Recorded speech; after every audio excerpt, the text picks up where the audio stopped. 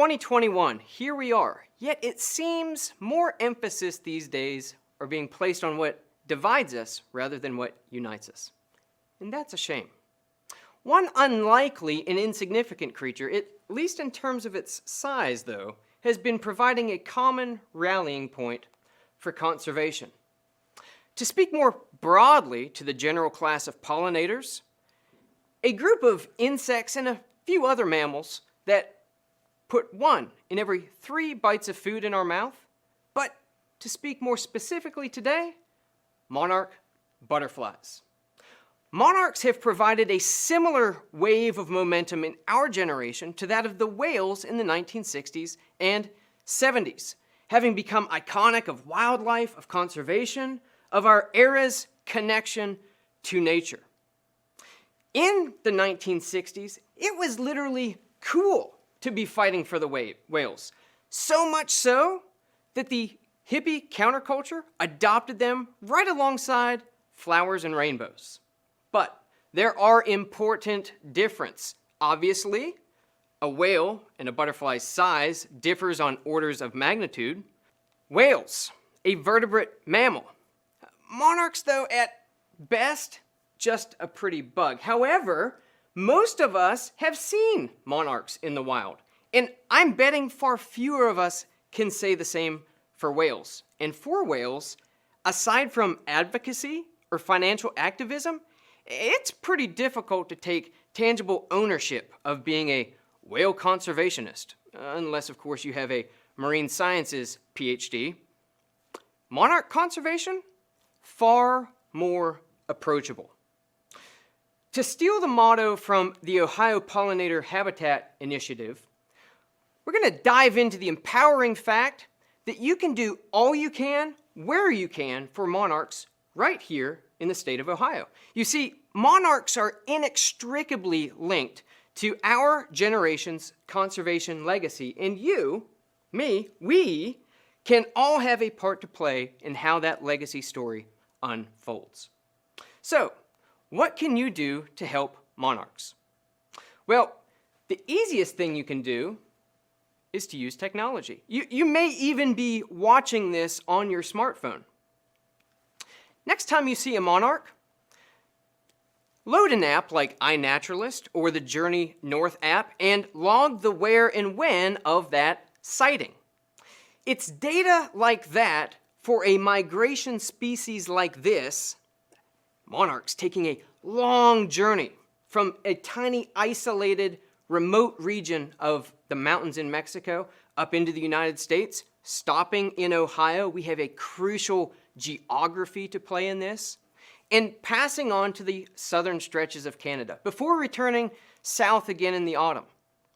Reporting those sightings creates a database that informs strategic timelines for putting habitat on the ground when and where it's needed most.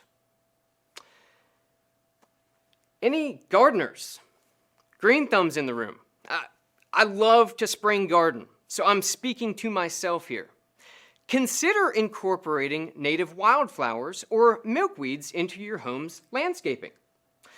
Why native wildflowers? Well, they provide a sugary, energy-rich substance that provides the fuel for that extraordinarily energy-expensive migration journey. And why milkweed?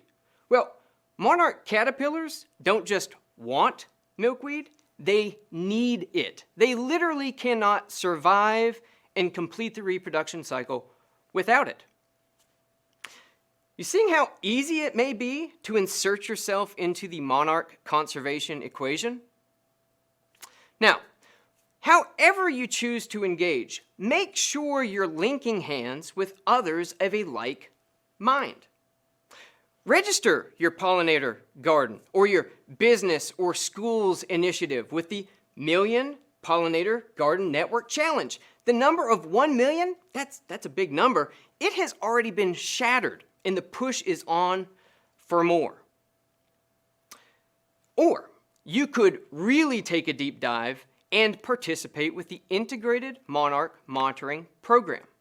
This is a team of citizen scientists as well as formally trained ecologists who are adopting priority monitoring sites across the continent. In parentheses here, Ohio still has priority monitoring sites in need of adoptees. Data collected at these sites is helping to inform conservation decision-making for this species at the national and international level. Lastly, I would encourage you to take your conservation forward with you into your conversations. That could look like signage. On monarchwatch.org's website, you are literally 2 button clicks away from having a Monarch Way Station sign delivered to your doorstep. Jab that in your flower bed, be proud of it. I'll bet you that starts a chat up with your curious neighbor. Personal story time. I grew up in North Carolina, in the country, with about a 10-acre field in my backyard.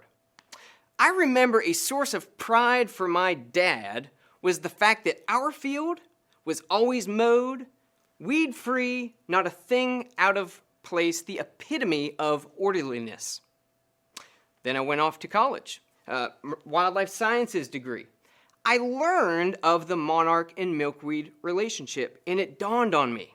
All those years, there had been a patch of milkweed trying to sprout up in that field.